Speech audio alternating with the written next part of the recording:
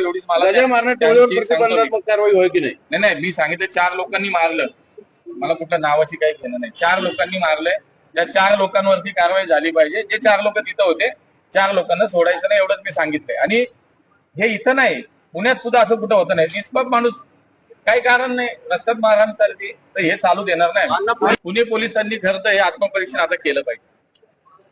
पुण्यासारख्या शहरात जसं तुम्ही आता मला प्रश्न विचारलात की रील्सचा विषय, पुणे शहरात सोशल मीडियावरती आपण अनेक जणांचे रील्स बघतोय, फोटो बघतोय, काय काय बघतोय.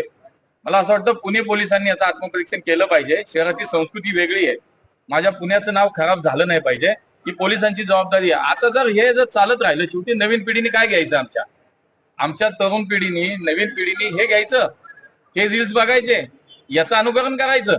त्यामुळे पोलीस आयुक्त असतील, सर्व पोलिसांना, सर्व पोलीस अधिकाऱ्यांना माझं हे सांगणं आहे की या शहरातलं हे सगळं ताबडतोब थांबलं पाहिजे, नाहीतर अन्यथा मग आमच्या पद्धतीने आम्ही काम करू.